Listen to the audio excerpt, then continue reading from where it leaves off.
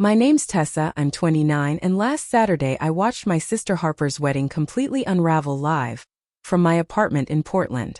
After our argument, my parents still insisted I tune in, saying I could at least watch it online. So I did. The live stream was crystal clear, every second of it, right up until the moment my screen froze on utter chaos. Harper's voice rose, champagne flutes tipped over, and I watched in disbelief as everything around me unraveled. But what happened next turned everything upside down. Before I walk you through how my sister's carefully planned big day spiraled into viral mayhem, leave a comment telling me where you're watching from, and make sure to subscribe if you enjoy stories that make your own family seem totally normal. Harper and I have always had what you might call a tricky relationship. She's 4 years older than me and always seemed to have it all together. While I came home proud of AB+ on my report card, she was already collecting straight A's when I made the softball team. She was not only on it, she was the captain, and the homecoming queen. We shared a room growing up, and even our bedroom told the whole story. Her side was lined with trophies and neat stacks of honor roll certificates, while mine had band posters and half-finished art projects. Why can't you be more like your sister? Yeah, that was basically the background music of my teenage years. Mom would sigh as she adjusted whatever offbeat outfit I was wearing for our annual family photos. While Harper stood beside us, flawless and glowing, she'd give me that look one adult saw as sweet, but I knew better. That look meant I win again. That said, we weren't always at odds. There were some really nice moments, like whispering late-night secrets about our crushes, or the time Harper showed me how to use eyeliner without stabbing myself in the eye. We even stuck together when our parents hit a rough patch when I was 13. But those moments felt rare, like little islands of closeness in an ocean of constant comparison. After college, I surprised everyone by accepting a job out in Portland at a digital marketing agency. You'd think I told them I was joining a traveling circus based on their reactions. But what about family Sunday dinners? Mom asked, genuinely confused why anyone would pick a job over pot roast and passive-aggressive commentary. Meanwhile, Harper did exactly what everyone expected. She moved back home, started teaching at the elementary school we both went to, and began dating Chase Whitaker. Yes, the Chase whose family basically owns all the car dealerships in town. They'd known each other since high school, but reconnected at some fancy charity event. Chase's family was the type that funded museum wings and expected their daughters-in-law to chair all the right committees. Once Harper got engaged, our family group chat turned into a full-time planning board. Every day brought new messages about flowers, venues, and what color bridesmaid dresses were flattering on everyone. I chimed in from afar, tossing in the occasional wow or so pretty on the endless photo updates. Then came the invitation, thick cream cardstock, real calligraphy, the whole 9 yards. Inside was a handwritten note from Harper. Hope you can come home for my special day. I saved you a bridesmaid spot. Brooks, my maid of honor, of course. I won't lie, reading that stung more than I expected. Brooke had only been around since college, but I'd been her sister my whole life.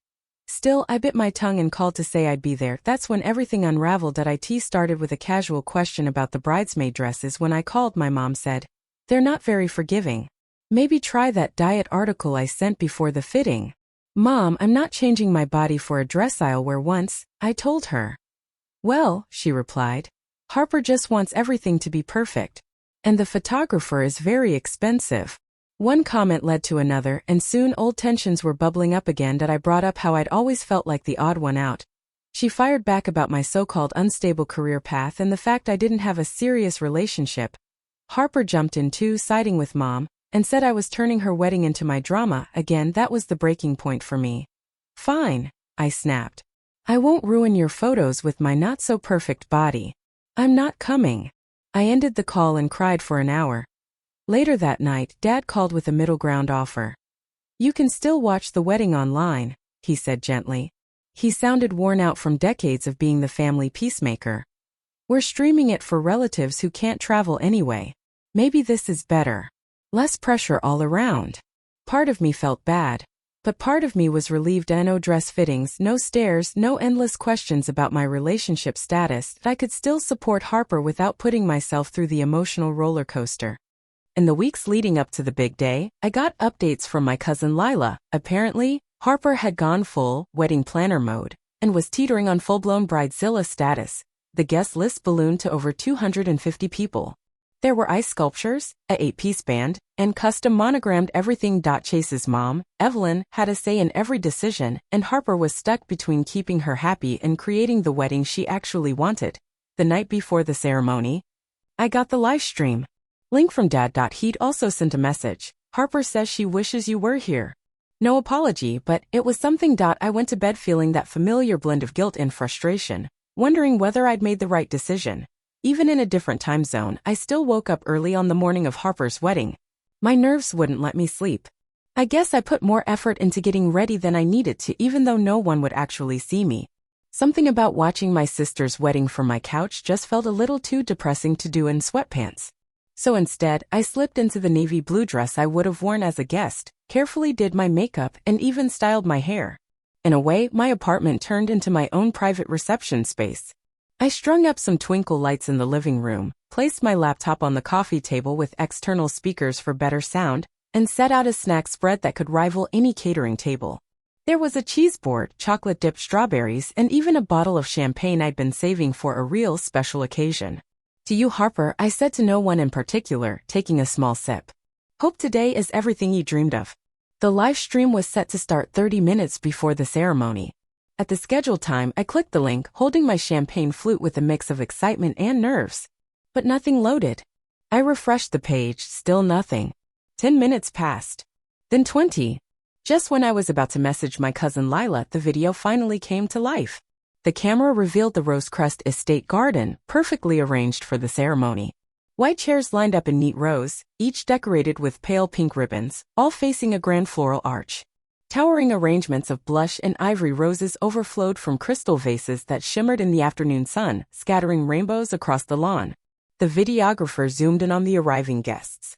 I spotted familiar faces, my mom's college roommates, our great-uncle Walter, still cheek-pinching like we were little kids, and neighbors from our childhood street.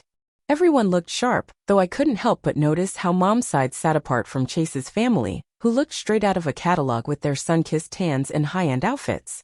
Then the camera moved to the bridal suite. Harper sat at a vanity in a silk robe while a stylist worked on pinning her veil. My breath hitched. She looked stunning, but there was a tightness in her expression that told me she was stressed. Her smile didn't quite reach her eyes as she thanked the makeup artist. Around her, bridesmaids flitted about nervously in matching robes like a flock of unsettled birds. Brooke, her maid of honor, kept glancing at her phone with a tense expression. "Everything all right?" Harper asked, a little sharply. Brooke jumped. "Yes. Just checking the time. We're right on schedule."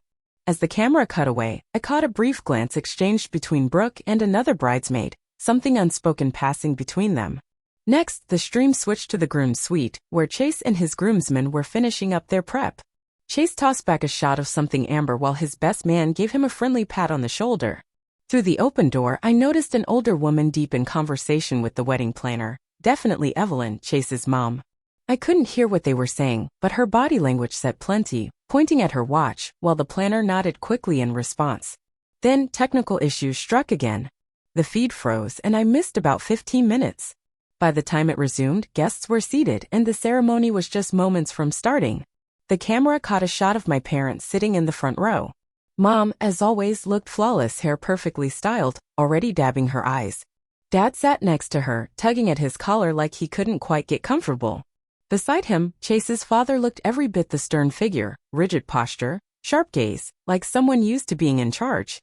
Suddenly, the music shifted and the procession began. The bridesmaids made their way down the aisle, each paired with a groomsman.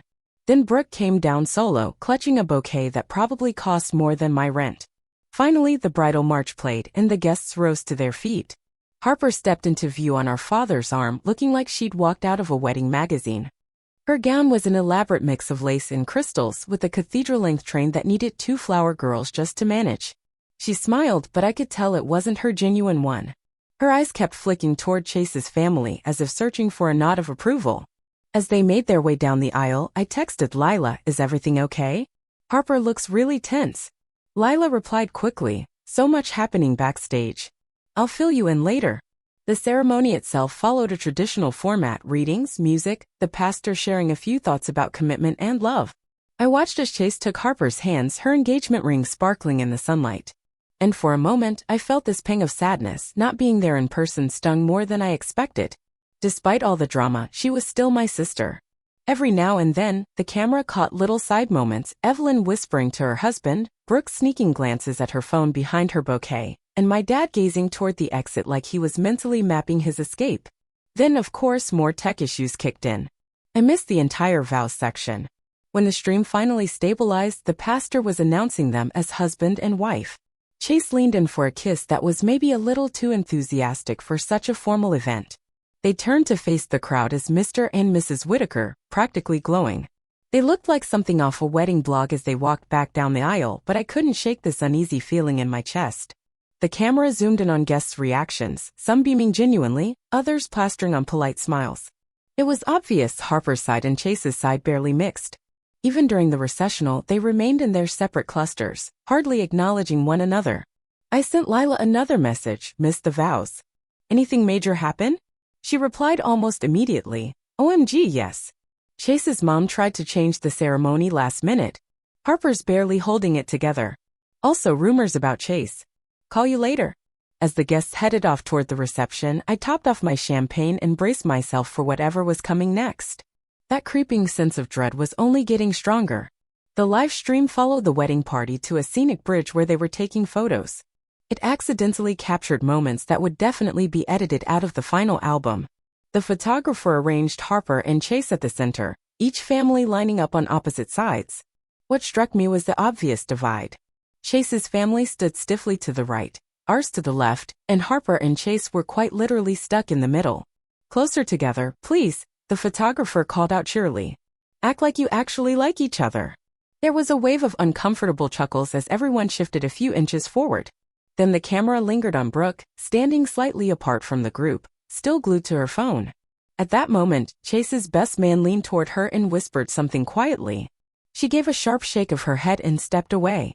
The mic attached to the camera wasn't designed to capture personal conversations, but sometimes technology doesn't know when to stay quiet. As the photographer repositioned people for more group shots, Evelyn's voice came through, clear as day. I still say the orchids were a waste, she said. No one knows the difference and they'll be wilted before dessert. My mom's reply followed quickly. Harper wanted orchids. It's her wedding. Well, it's our son's big day too, Evelyn shot back, and we're the ones footing the bill for those flowers. Harper kept smiling, but her eyes were ping-ponging between the two moms. Chase, meanwhile, seemed completely unaware, focused on adjusting his cufflinks. Then another round of streaming issues hit. I missed the part where they transitioned to the reception. When the feed came back, guests were finding their seats inside the ballroom, which had been completely transformed into a floral fantasy. Crystal chandeliers sparkled above tables decked out with extravagant arrangements. A spotlight beamed down on a 7-tier cake covered in sugar flowers that matched Harper's bouquet. It didn't take long to realize the seating chart wasn't just practical, it was strategic. My family had been placed on the left, while the Whitakers dominated the right. A handful of shared acquaintances had been awkwardly scattered in the middle like a human buffer zone. My dad sat beside Chase's father at the head table, and the tension between them was written all over their faces. I sent Lila a quick message, "Why does this feel like a diplomatic summit?" She responded while salads were being served. Seating was a mess. Chase's mom kept overriding Harper's plans. Oh, and Chase showed up 90 minutes late to the rehearsal. Not exactly sober. Huge fight. None of that had come up in the polite little text exchanges I'd had with Harper earlier that week. But it explained a lot, especially the strain that was starting to show even on camera. The best man stood up to give his toast, tapping his glass with a knife. He was clearly not pacing himself, swaying slightly as he grabbed the mic. "So I've known Chase since college," he began, slurring slightly. "Back when he was making his rounds through the sorority houses." He paused for laughs that didn't arrive. "Kidding, Mrs. Whitaker, kind of." Evelyn's expression could have chilled my champagne from 1,000 miles away. The best man kept going, totally unaware of the growing discomfort in the room. "But seriously, Chase has settled down. Mostly." He gave Harper a wink. "You've got yourself a great guy.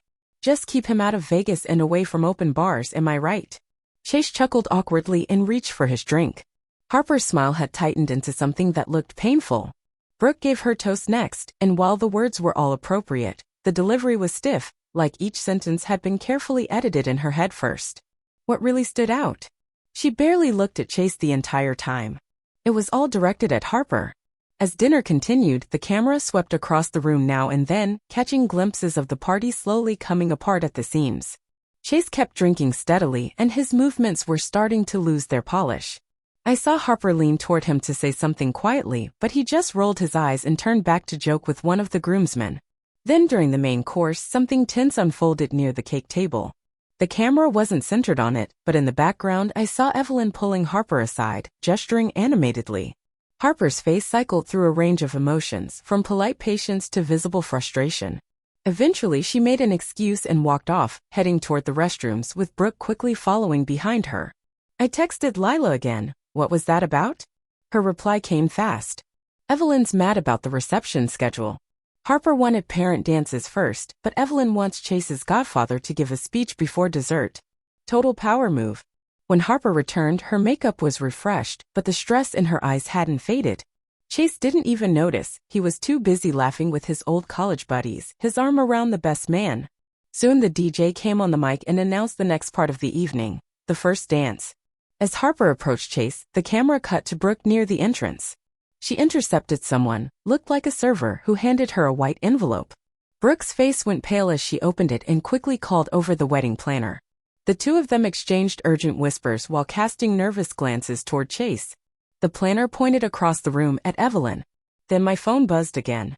Lila, something's off. Brooke got a note and now she's freaking out. Before I could type back, the DJ spoke up again. Ladies and gentlemen, please welcome Mr. and Mrs. Whitaker to the dance floor for their first dance. Harper and Chase stepped into the spotlight and their song. They swayed gently, but Harper looked up at him like she was trying to hold his attention. Chase smiled, but I noticed his eyes kept drifting toward the entrance. As the song faded out, the DJ returned to the mic. And now a special surprise arranged by Mrs. Evelyn Whitaker. Harper froze. That definitely hadn't been part of her itinerary. Chase's face shifted from confusion to what looked very close to panic. The camera showed Evelyn stepping forward, beaming as she took the microphone. Marriage is full of surprises, she began, her voice overly sweet. And speaking of surprises, there's someone very special who wanted to be part of today's celebration. Harper looked terrified. Brooke was already halfway out of her seat, and the wedding planner reached out, trying to stop her. My parents glanced at each other, totally confused. And the live stream, with its stunning HD quality, was about to reveal exactly why my gut had been screaming all along that this wedding was a mistake. The DJ's announcement still hung in the air like a dark cloud. Harper's eyes flicked from Evelyn to the entrance doors. Chase was completely still, champagne glass frozen halfway to his mouth. Evelyn continued, her voice sugary but her eyes sharp. We've put together a very special video tribute for the happy couple, highlighting Chase's journey to finding his perfect match. Harper's expression shifted, just a little relief. It was only a video. Not whatever she had been fearing. The lights dimmed and a screen lowered from the ceiling. And the slideshow began, photos of Chase from childhood into his teenage years and on through college. My phone started buzzing nonstop, text after text from Lila lighting up my screen. She had no idea about this video. One message read, Chase looks like he's about to be sick, came the next.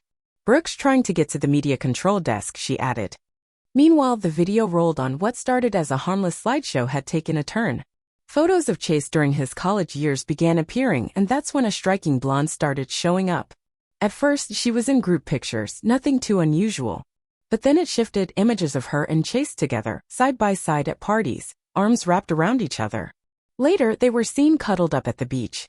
Even through my laptop screen, I could see the confusion written all over Harper's face. These clearly weren't pictures of her. The music abruptly changed and the tone of the slideshow shifted even more. Photos of Chase and the same blonde popped up again, only now they were clearly recent. There was one from a holiday party dated last December. And another from a ski trip in February, just 3 months before the wedding.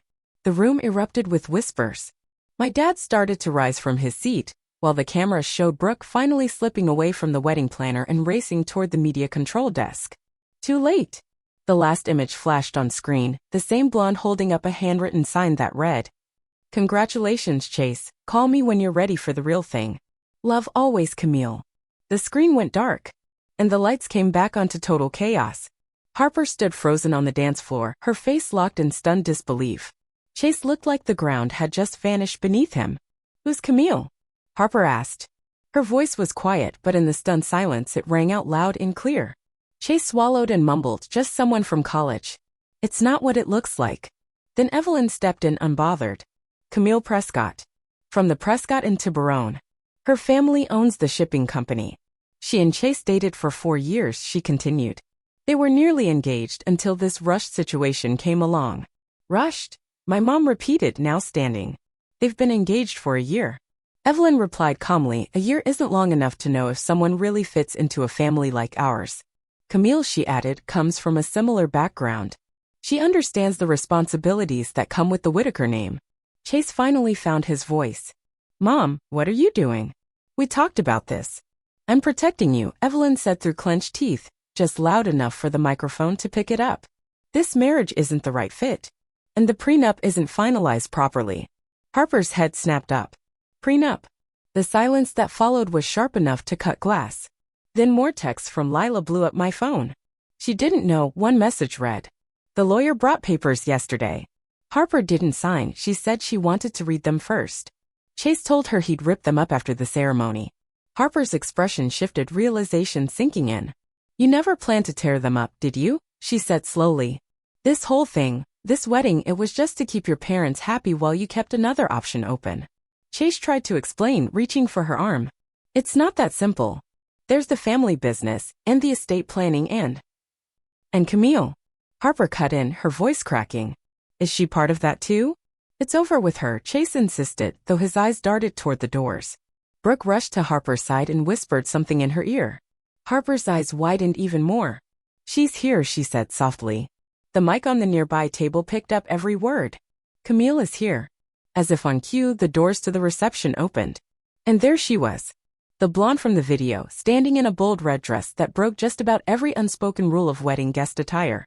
Behind her, the Whitaker family lawyer followed, holding what looked like a legal portfolio, most likely the prenup documents in question. I wanted nothing more than to climb through my screen and stand beside Harper, but all I could do was watch. Chase's brother stood up suddenly, pointing toward Harper's hand. "She can't leave with that ring. It's a family heirloom. That belongs with us." "Belongs with who?" my dad cut in red-faced. "She's your brother's wife." Chase's father stepped in as well. "That ring's worth more than she'll earn in 10 years as a schoolteacher. It stays in our family." Harper turned toward them, her voice stronger now. "Newsflash, I am part of your family now.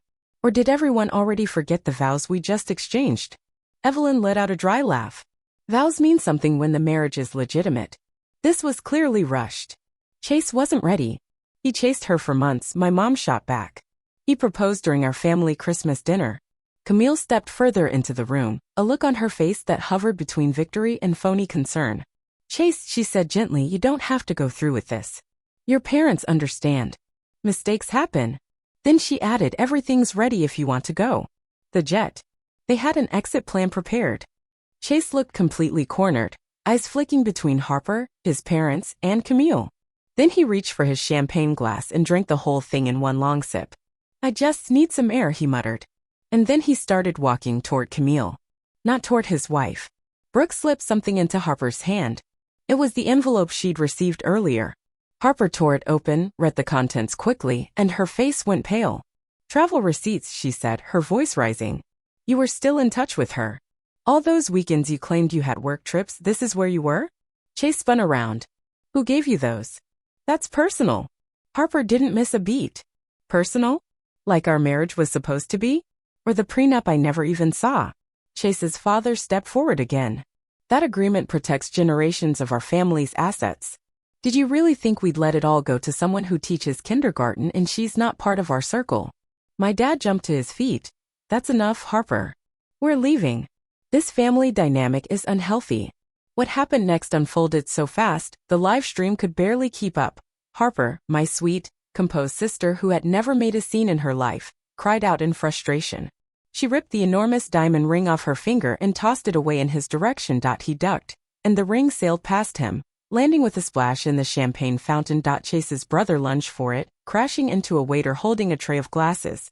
Glasses scattered across the floor. Then Chase's father grabbed Harper by the arm. "Where do you think you're going? This wedding cost a fortune." My father stepped in and stepped between them protectively. "Don't touch my daughter." The two men, both in their 60s and old enough to know better, got into a heated argument. Harper stood in the middle of it all, her dress glowing under the lights, like an angel in the middle of chaos. Tears ran down her cheeks, but her face showed something else. Realization. The wedding planner tried to guide guests out. The DJ had abandoned his booth, but the camera operator, dedicated beyond words, kept filming as glass crunched and voices clashed. Harper looked straight into the camera, straight at me with an expression that said, "You were right to stay away." And just then, with her emotional expression still centered on the screen, the video froze. The chaos held in place. Harper's face full of pain. My parents reaching out to her. Chase turning toward Camille.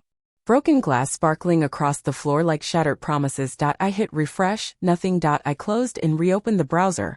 Still frozen. I even restarted the whole computer. The image stayed stuck. Like a perfect symbol of a marriage that collapsed before it even began. For 30 long seconds, that scene stayed frozen. Then suddenly, the stream came back to life, throwing me straight back into the chaos, which had only intensified. Camille, Chase's ex, had fully stepped into the room now. She walked in with the kind of confidence that said she belonged there. Her red dress shimmered in the lights as she walked toward Chase, who stood frozen, caught between two lives. "Chase," she said, her voice loud and clear through a microphone left on a nearby table. "Your mom called me last week. She told me you were making a huge mistake." Harper snapped her head toward Evelyn. "You called her? You invited her here?" Evelyn Whitaker straightened her blazer, looking completely unapologetic. "Camille's been part of our lives for years. She understands our family's place in the world." "Place?" Harper repeated. "That's what matters to you. Not your son's happiness." "Happiness is temporary," Evelyn said coolly. "Legacy lasts." She continued, "The Whitakers have built something that's meant to last for generations. We need the right partners to keep it strong." Chase's father gave a small nod. "The merger with Prescott's shipping alone would raise our holdings by 35%. It's simple business." "Business?" my mom said, her voice rising. "This is your son's marriage, not a company acquisition." Camille stepped even closer to Chase, placing a polished hand on his arm. "Chase, sweetheart, we were always meant to be. This wedding, it was just a phase of rebellion. Your trust fund is still untouched. Your job at the company is safe. We could leave tonight, go to Santorini like we planned for your birthday." Harper's face fell with realization. "Your birthday trip? The one you canceled for a business emergency? You were going to go with her?" Chase finally spoke, his voice sluggish from too much champagne. "It's not what it looks like. Camille and I, we're just friends now." Camille laughed, a soft sound that somehow pierced the tension. "Friends? The kind who met often in private? I still have the access you shared with me." That was when Harper finally spoke up, not with tears or silence, but with a kind of fury I'd never seen in her. "You misled me." She raised her voice, overwhelmed it made the audio cut out. "I gave up everything for you. I changed my hair because your mom said blondes looked better in family portraits. I quit the job I loved to work at your family's foundation. I let you convince me my friends weren't refined enough to be at the wedding." Chase took a step back, clearly stunned by this version of her. "Harper, you're drawing attention," he whispered. "A scene?" She echoed, half laughing. "Oh, you want a scene?" She grabbed the nearest champagne bottle and dumped it over his head. The expensive bubbly drenched his custom tuxedo as gasps spread through the room. Chase wiped his eyes, sputtering. "Are you out of your mind? This suit costs $6,200. "Film me," Harper shot back. "Or better yet, ask Camille to pay for it. She can afford it with all the gifts you bought her from our joint account." Brooke stepped in, gently placing a hand on Harper's shoulder. "I tried to tell you, Harper. When I saw those charges on the statement you asked me to help with, you knew." Harper turned toward her maid of honor, stunned. Brooke nodded slowly. "For about a week. I hired someone to look into it after I found the hotel charges. The evidence showed up an hour before the ceremony. I just didn't know how to tell you." Chase's mom came storming over. "How dare you investigate my son? That's beyond inappropriate." Brooke stood firm. "Your son was hiding things from the person he was about to marry. That's what's inappropriate." Evelyn reached for Harper's bouquet sitting on the head table. "This is done. Chase, we're leaving. The lawyer has the papers ready." My dad finally reached Harper, wrapping an arm protectively around her. "Leave my daughter's things alone," he said. Chase's father stepped forward. "Control your family," he muttered. "Howard, this entire spectacle is beneath us." "Beneath you," Evelyn said sharply. My father's voice rose as he replied, "Your son betrayed my daughter. Your wife set up this entire ambush. And somehow we're beneath you. What happened after that unfolded so fast, the camera barely kept up. Chase's father made a dismissive gesture. Whether it was on purpose or not, he ended up pushing my dad back. My father, who was never the type to react physically, instinctively shoved him in return. The force sent Chase's dad stumbling into the wedding cake table. The 8-tier masterpiece wobbled once, twice, and then collapsed. A slow-motion avalanche of white fondant and raspberry filling hit the floor with a loud splat. The room went silent. Then in the hush, Camille let out a laugh. Well, that's certainly symbolic. Harper spun toward her, eyes blazing. You think this is funny? You help ruin someone's wedding for what? A man who can't be honest? A family that cares more about money than people? Congratulations on your prize. Camille's smile faded a little. Chase and I have history. We belong together. This wedding was just his last rebellion before doing the right thing. Right thing. Harper's voice dropped, low and tight. You mean the choice approved by his mother? Evelyn stepped between them. That's enough. The car is waiting. Chase, Camille, meet us at the house. Chase, still dripping champagne, looked back and forth between them, lost. I think, maybe we should all calm down and talk this out privately. Talk about what? Harper shot back. That you've been hiding things? That you hid the prenup? That this whole wedding was just a show while you waited for your mother's favorite to become available? She turned toward the guests, many now filming openly. Thank you all for coming. I really thought today would be the happiest day of my life. She paused, then added, but instead you got front row seats to watch it fall apart in real time. She gestured toward the bar. Open bar stays open. I'll be over here filing for the world's fastest divorce. Harper reached for her bouquet, which Evelyn was still holding.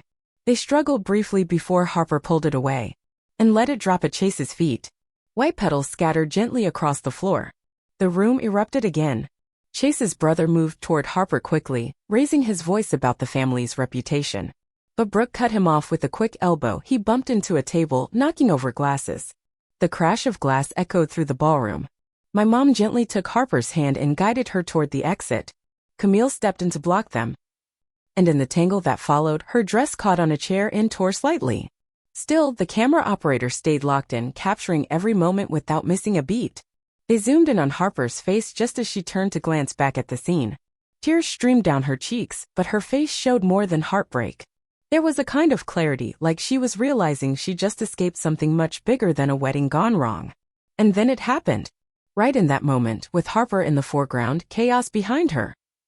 The live stream froze. This time for good. I sat staring at my screen, the frozen image etched into my mind. Harper's emotional expression perfectly still. Her dress slightly torn at the shoulder. Her expression a mixture of pain and strength. Behind her, shattered glass, ruined cake, Chase stuck between his mother and Camille. My parents trying to reach Harper. I clicked refresh. Nothing. I opened a new browser. Still stuck. Restarted the computer. Still frozen. It felt like the perfect metaphor for everything that just happened. One moment of beauty completely undone. The surface cracked wide open, showing everything underneath. I felt helpless. Devastated for Harper, but honestly relieved I hadn't been there in person. As I stared at that frozen frame, it hit me. This was the exact moment my sister's perfect life broke apart. And somehow it was the most honest moment our family had ever had. For the next 3 hours, I called everyone I could think of. No one picked up. My texts to Lila sat unread. Calls to my parents went straight to voicemail. Even the venue didn't answer. I paced around my apartment, still wearing my blue dress. I felt a flutter of nerves. Could I have stopped it if I'd been there? Or at least stood by Harper through it? Every time I closed my eyes, I saw her tear-stained face. Just after midnight, my phone buzzed. I jumped, thinking it was a family member. But it was just a notification. Whitaker wedding disaster was trending locally. My stomach sank. I opened the app. Clips were everywhere. Short videos of Harper throwing champagne, my dad pushing Chase's father into the cake, Camille's dramatic entrance. 12 seconds each, tiny pieces of a disaster now out in the world. The comments were harsh. People treating it like entertainment. I deleted the app right away, feeling sick. This wasn't just a family meltdown anymore. It was now a public spectacle. At 1:12 a.m., my phone finally lit up. Lila was calling. Oh my gosh, Tessa. Before I could say a word, Lila jumped in. It got even worse after the live stream cut out. Is Harper okay? I asked, panic rising in my voice. Where's she? She's at your parents' house, Lila said.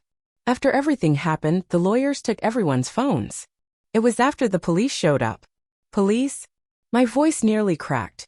Chase's brother tried to block Harper from leaving. Your dad stepped in and things escalated. She paused. No one was arrested, but there were a lot of heated words. Both sides were hinting at legal steps. The Whitakers are in full damage control mode, she added. I sank onto the couch, my thoughts spinning. I need to hear everything. Start from the beginning. Over the next hour, Lila filled in all the blanks.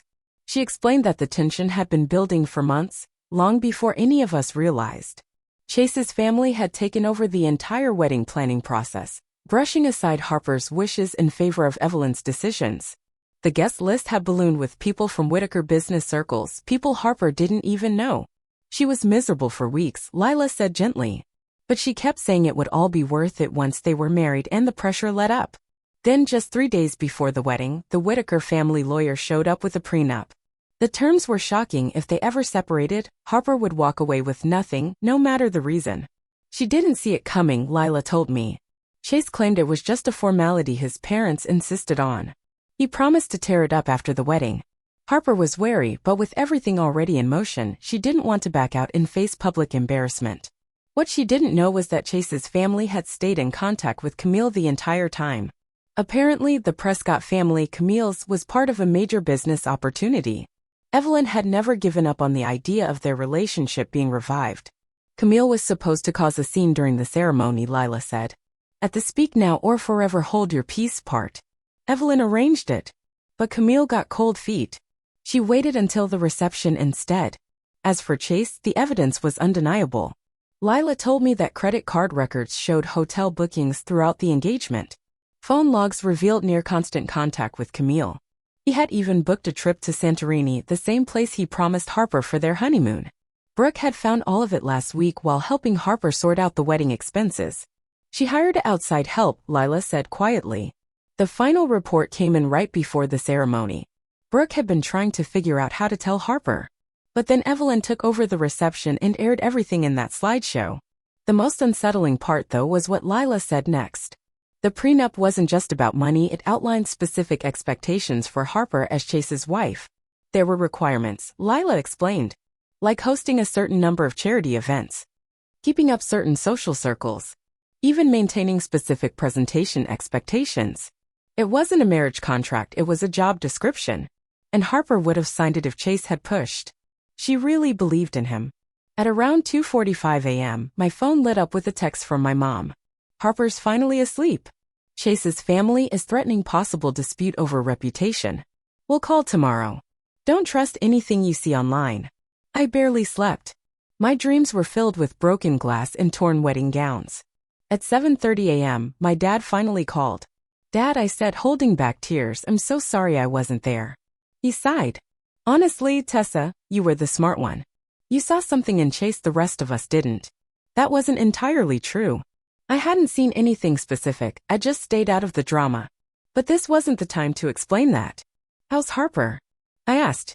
She's heartbroken. Embarrassed. But also kind of relieved. He lowered his voice.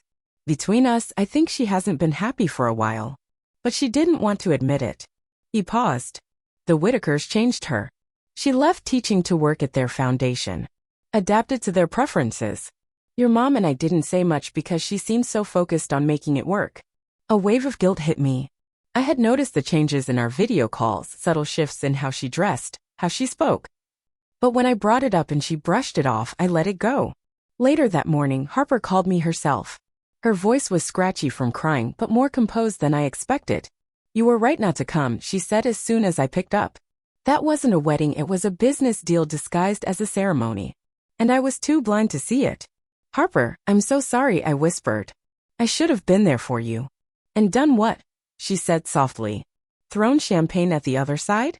She let out a quiet laugh that trailed off. I took a breath before speaking.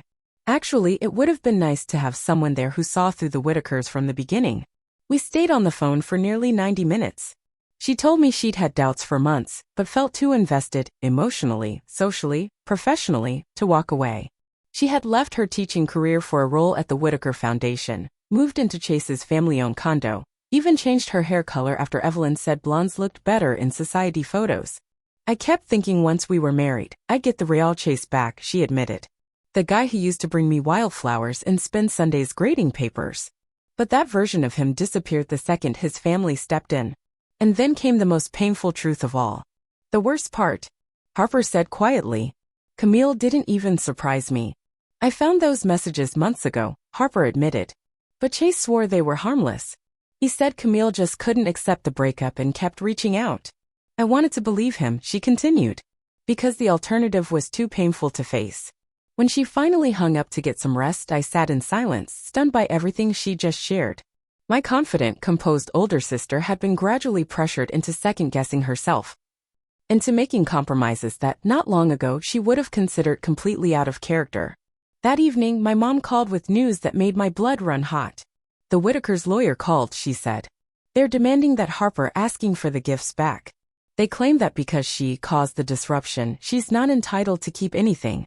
They're also asking her to sign an NDA, to stay quiet about the entire event. That's outrageous, I said. They planned this disaster from the start. I know, my mom replied. But now they're threatening possible dispute over reputation if she doesn't cooperate. They've already started requesting removal of the footage to remove those videos from social media. And then came the final blow, from Chase himself. He texted Harper saying he felt trapped between two sides and had been under too much pressure. He suggested they meet in person to talk things through calmly. Harper's response was just one word, no. As night fell on what should have been her first full day as a newlywed, I made a decision. I booked a flight home for the next morning. Watching this unfold from afar wasn't an option anymore. My sister needed me this time, I wouldn't let her down. The flight from Portland to Raleigh gave me 4.5 hours to rehearse what I'd say. Should I apologize for missing the wedding?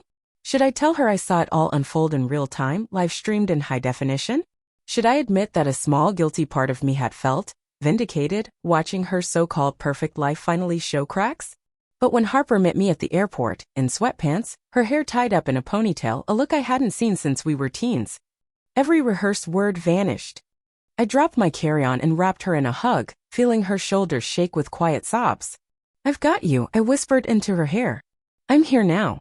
Our parents' house had turned into full-on crisis headquarters. The dining table was buried under stacks of legal paperwork. The unsigned prenup, unpaid wedding contracts, formal letters from the Whitaker legal team. Mom handled non-stop phone calls from worried relatives. Dad spoke with a lawyer friend to figure out Harper's next steps. That night, after our parents went to bed, Harper and I sat on the porch swing out back, just like we used to when we were kids. It was cool outside, fireflies blinking in the distance. I should have listened to you, Harper said quietly, breaking the silence. Listened about what?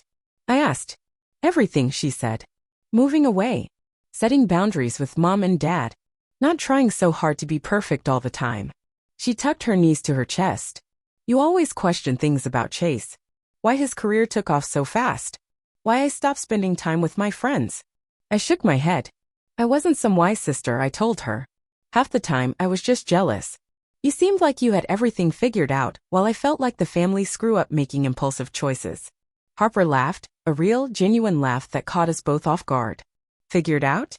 Tessa, I was about to marry a guy who kept secrets, whose mother treated me like a business deal. My life's a complete mess right now. Fair point, I said, smiling.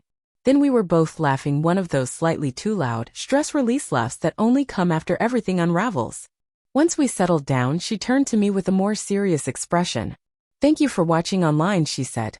I know it's embarrassing, knowing you saw it all happen, but at least one person witnessed what really went down. Everyone else is trying to rewrite the story. What do you mean? I asked. Chase's family is telling people I had some kind of emotional breakdown, she said. They're painting Camille as an innocent friend who came to show support, saying I lashed out in emotional outburst. Her voice hardened. They're making me sound like the unbalanced teacher who couldn't handle their world. That lit a spark of protectiveness in me. We have the live stream recording, I told her. I saved it before they pulled it down. Harper's eyes widened. You did. I nodded. It's on my laptop. It doesn't show everything, but it catches Camille's entrance, the slideshow, Evelyn admitting she invited her, it's all there. For the first time since I'd arrived, I saw something shift in Harper's expression. A spark of hope. The next morning, we called a family meeting. My mom poured coffee while I connected my laptop to the TV. I queued up the key parts of the footage. I'm not saying we post this anywhere, I clarified. But having it means they can't completely twist the story. My dad nodded slowly. It gives us leverage, he said. And peace of mind, Harper added. Proof that I didn't make it all up. That this really happened the way I remember. That afternoon, we met with a lawyer who specialized in complex divorces. After reviewing the documents and the video, she looked up with a confident smile. Mrs. Whitaker, actually, do you prefer Ms. Grant again? She asked. Harper didn't hesitate. Miss Grant, she said firmly. The attorney nodded. Well, Miss Grant, based on what I've seen here, it's clear the Whitakers orchestrated much of this. The footage, combined with the financial records and communication logs showing Chase's ongoing contact with Ms. Prescott, gives us strong ground to stand on. I believe we can not only free you from their terms, but also pursue a settlement for emotional damages and professional disruption. The next week passed in a blur, legal meetings, collecting evidence, and just trying to process everything emotionally. Harper and I slowly slipped back into the kind of sisterly shorthand we'd lost after years of drifting apart. I worked remotely from our parents' house and quietly extended my stay without an end date. Every night, Harper and I stayed up late, piecing our relationship back together, one conversation at a time. I used to be jealous of your freedom, she admitted one night. You always seemed so comfortable being yourself, even when Mom and Dad didn't approve. I laughed. Me? I was jealous of you, the golden child who never let anyone down. Until now, Harper said softly. I reached for her hand. Hey! Standing up for yourself isn't letting anyone down. It's the bravest thing you've ever done. 2 weeks after the wedding chaos, another challenge came up. The Whitakers requested a meeting. Harper's lawyer advised against it, but she was firm. I need to face them, she said. Not as Chase's overwhelmed bride, but as myself. The meeting was held at her attorney's office. Chase showed up with his parents and their legal team, all wearing carefully neutral expressions. Harper, dear, Evelyn began smoothly. We're genuinely concerned. This emotional reaction. Stop, Harper said. Her voice was calm but unwavering. I'm not here to be pressured. I have the video recording, the travel receipts, the prenup, and the unexpected messages from Camille after the fact. Their lawyer stepped forward. We're prepared to offer a generous settlement in exchange for a confidentiality agreement about what happened at the reception. Harper gave a small smile. I have a counteroffer. I don't want your money. I want a public apology to my family for the way we were treated. I want my job back at the elementary school with a recommendation letter. And I want all the wedding gifts donated to the Haven House Center where I volunteer. In return, I'll sign a mutual non-disparagement agreement. Negotiations went on for hours, but in the end, the Whitakers valued their image more than retaliation. They accepted most of Harper's terms, eager to move on. As we walked out of the building, Harper stood taller than I'd seen her in months. I think that's what closure feels like, she said quietly. 9 months later, both of our lives had changed. Harper moved to Portland and took a teaching job at a progressive elementary school just a few blocks from my place. The sister who once clung to our hometown now embraced this new chapter with a kind of quiet joy. We started a Sunday dinner tradition. Sometimes we cooked, sometimes we tried out local restaurants. One night over dinner, Harper raised her wine glass with a small grin. To disasters that turn out to be rescue missions, she said. I lifted my glass. To sisters who find each other again in the wreckage. Harper smiled. You know, I never actually thanked you. For what? I asked. Missing your wedding? Watching it unravel online. I winced a little. For being my witness, she said. Seriously. Everyone else was so wrapped up in the moment, defending sides, assigning blame. But you saw the whole thing clearly from a distance. With the perspective I didn't have. You weren't abandoning me. You were seeing what I couldn't. Our mom now called us every week, her relationship with both of us evolving as she slowly recognized the effects of her perfectionism. And Dad? He'd become Harper's unexpected protector, even shutting down family members who questioned her choices. Just last week, Harper turned down a date with a perfectly polite accountant one of my coworkers introduced her to. I'm not ready, she told me. I'm still figuring out who Harper is without trying to be someone's ideal wife or perfect daughter. I nodded. No rush. Some of us take decades to figure that out. She smiled. Speaking of which, I signed up for that photography course I always wanted to take. The one Mom said was a waste of time compared to a teaching certificate. Looking at her then, with her hair back to its natural brown, her smile unforced, and her eyes finally free of that need to please, I realized something. That day didn't just rescue Harper from a marriage that would have slowly erased her. It rescued me too. From the unspoken role of the family's disappointment. Sometimes the clearest view really does come from a distance. Sometimes a frozen frame of chaos is the first shot in a much better story. And sometimes watching a perfect image fall apart is what finally lets the truth shine through. So tell me, have you ever watched someone's perfect life come undone only to realize it was the best thing that could have happened? Drop your story in the comments. And don't forget to like and subscribe if you want more stories about family, rebuilding, and rediscovering yourself in the most unexpected ways. Because sometimes the people watching from a distance are the ones who see it all most clearly. Thanks for being here today. I'll see you in the next one.